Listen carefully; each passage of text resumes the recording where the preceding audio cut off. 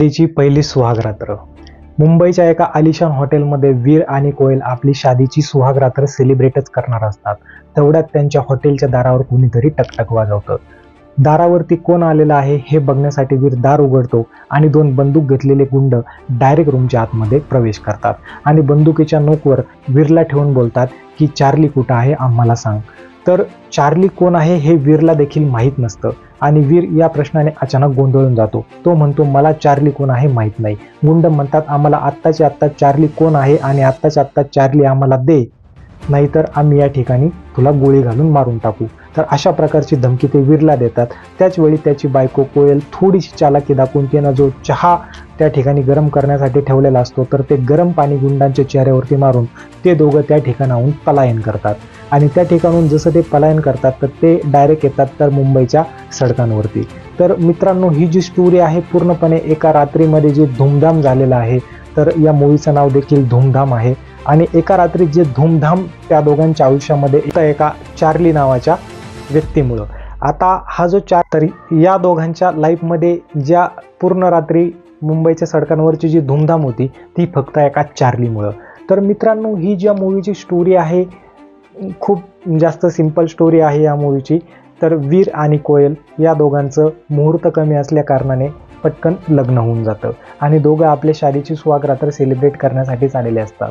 आणि त्यानंतर ही मूवी जी चालू होते तर ती फक्त एका चार्लीच्या शोधकार्यामुळं. आता हा जो चार्ली जो आहे तर कोण आहे हे आपल्याला मूवीच्या शेवटी रिव्हील होईल.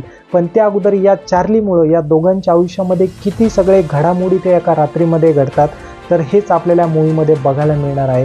या मूवीमध्ये आपल्याला हे बघायला मिळणार आहे की अरेंज मॅरेज झाल्यानंतर एकमेकांचे जे खरे कॅरेक्टर आहेत तर एका रात्रीमध्ये दोघांच्या समोर येतात.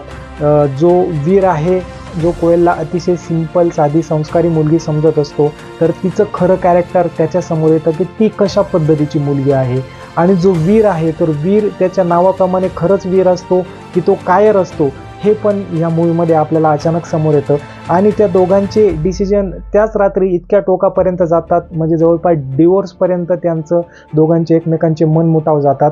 पण डिवोर्सपासून तर पुन्हा एकत्र सोबत राहण्यापर्यंतची केमिस्ट्री या मूवीमध्ये आपल्याला बघायला मिळते.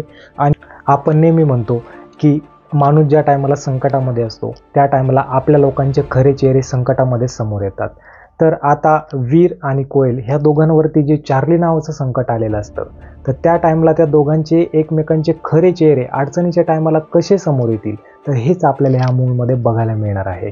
आणि त्यासोबतच घरच्यांचे देखील आपल्या आजूबाजूच्या लोकांचे देखील खरे चेहरे संकटाच्या टायमाला समोर येतात. तर ते देखील त्यांच्या घरामधलेच काही लोक या चार्ली नावाच्या संकटामुळं उजेडात येतात. तर हे देखील आपल्याला या मूवीमध्ये बघायला मिळणार आहे. आणि त्या मूवीमध्ये दोघांची अतिशय सुंदर लव्ह स्टोरी आपल्याला बघायला मिळेल. तसंच या मूवीमध्ये आपल्याला क्राईम पण जबरदस्त बघायला मिळणार आहे, सस्पेन्स पण जबरदस्त मिळणार आहे. ओव्हरऑल सर्व प्रकारचं कॉम्बिनेशनच या मूवीमध्ये आपल्याला बघायला मिळणार आहे.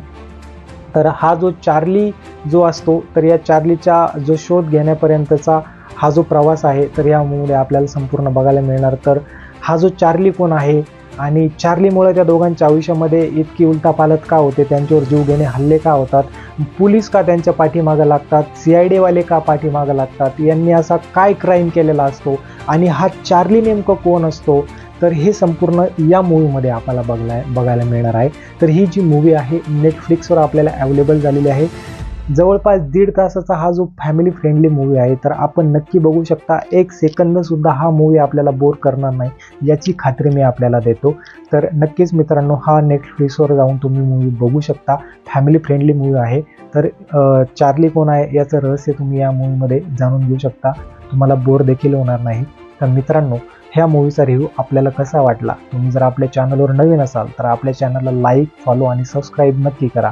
आणि पुढच्या येणाऱ्या व्हिडिओमध्ये तुम्हाला कुठल्या मूवीबद्दलचा रिव्ह्यू बघायला आवडेल हे मला कमेंटमध्ये नक्की सांगा. व्हिडिओ संपूर्ण बघितल्याबद्दल खूप खूप धन्यवाद.